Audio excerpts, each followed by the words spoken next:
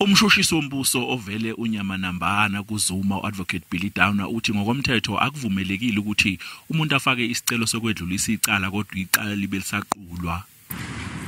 Appeals during the trial are not allowed. Policy reasons say that that's good. Your Lordship has found that that is good. The SCA has confirmed that that is so.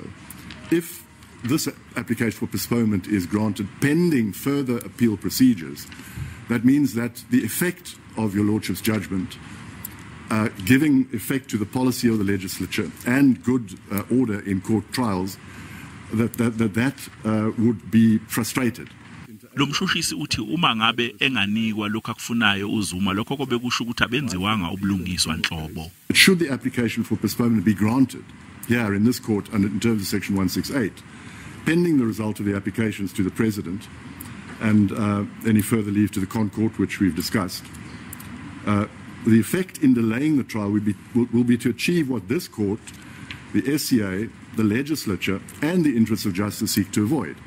Uqweqwe lommeli kaZuma uadvocate Dalimpofu SC ukhwele wadilika kubashushisi bombuso ekhala ngokuthi akuvumelekile lokho abakwenza enkantolo.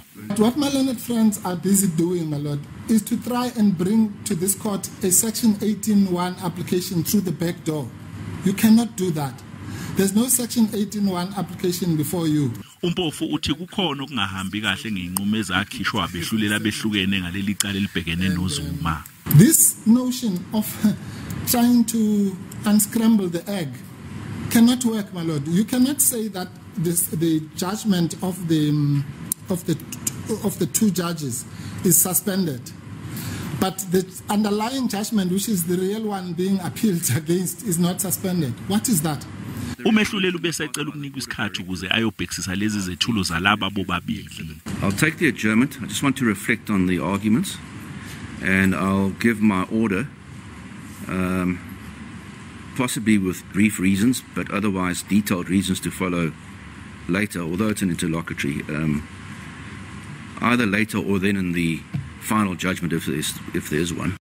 Sekuyiminyaka ngeminyaka lisenkantolo lelicala lokuthengwa kwezikhali elibhekene noZuma kanye nenkampani yezikhali yaseFrance iThales.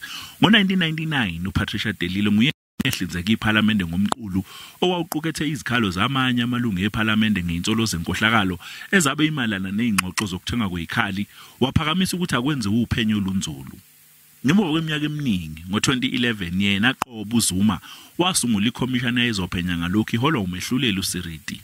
Lamacala abhekene noZuma ake ahoxiswa kanti inkantolo ephakeme North Gauteng yathola ukuthi kwakuphambene nomthetho ukhoqiswa kalamacala yawavusa ngo-2016.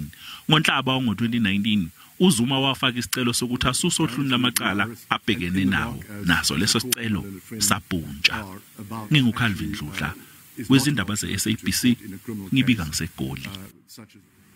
Icala liqhubeka nje akekho enkantolo uZuma okhulumela inhlangano uJacob gedle ihlekisa Zuma ubeke isizathu sokuthi ubuthakathaka ngokwempilo kanti ungodi wezomthetho umpumelelo zikalala uthi kuyofanele abameli bakaZuma baveze ubufakazi obuqanda ikhanda bokuthi ubengaphilile ngempela njengoba engakwazanga ukuvela enkantolo namhlanje. From yesterday there was a health issue with the president. But we thought that when we wake up today, all will be resolved and all of that. But as things stand right now, the doctor has advised that it's not advisable for him to be here.